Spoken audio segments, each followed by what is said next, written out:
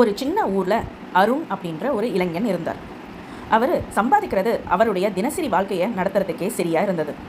ஒவ்வொரு மாதமும் சம்பளம் வந்ததும் அதை எங்கே போகுதுன்னே தெரியாமல் போயிடும். நண்பர்களோட டீ குடிப்பது, சின்ன சின்ன ஷாப்பிங் செய்கிறது, மொபைலில் ஆஃபர்னு பார்த்து தேவையில்லாத பொருளை வாங்குறது, தேவையில்லாத செலவு செய்கிறது.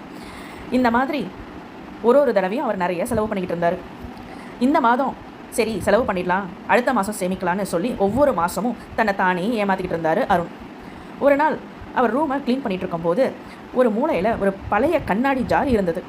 அந்த கண்ணாடி ஜாரை பார்த்ததும் அவருடைய சின்ன வயசு ஞாபகம் வந்துடுச்சு.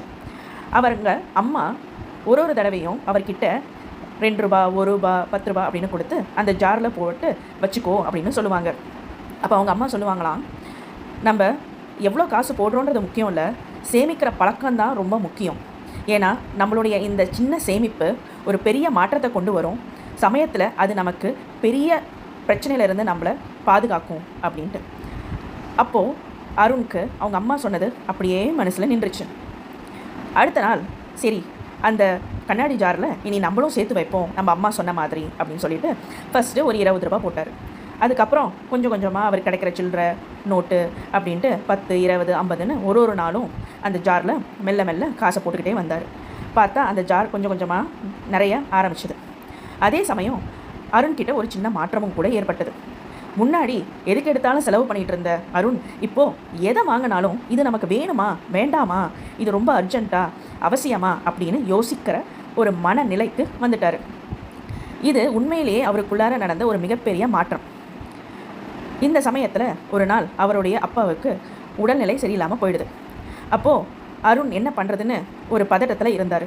ஆனால் அவர் முன்னாடி இருந்த மாதிரி இருந்திருந்தால் அவர் யார்கிட்டையாவது போய் கடன் கேட்டிருப்பார். ஆனால் இப்போது அவர் கண்ணுக்கு முன்னாடி தென்பட்டது அவர் சேர்த்து வச்சுருந்த அந்த பணம், அந்த கண்ணாடி ஜாரில் இருந்த அந்த பணம். அப்போது அவருக்கு அந்த பதட்டம் குறைஞ்சி ஒரு தைரியம் கிடச்சிது. அந்த காசை வச்சு தன் அப்பாவோட மருத்துவ செலவை முழுசாக அதை பார்த்தார். அப்போ தான் அருணுக்கு ஒரு மிகப்பெரிய உண்மை புரிஞ்சுது. சேமிப்பு என்பது பணம் இல்லாத நேரத்துக்கான பாதுகாப்பு. இப்போது அந்த ஜார் அவருக்கு ஒரு வெறும் கண்ணாடி பாட்டில் இல்லை, அது அவருடைய அவசர காலத்துக்கு தேவையான ஒரு பாதுகாப்புன்றதை அவர் நல்லா உணர்ந்துக்கிட்டார். அது அவருடைய நம்பிக்கை மற்றும் அவருடைய அம்மா கற்றுக் கொடுத்த ஒரு நல்ல பழக்கம். இப்படி தாங்க ஒரு சின்ன சேமிப்பு நமக்கு ஒரு பெரிய மாற்றத்தை கொண்டு வரும்.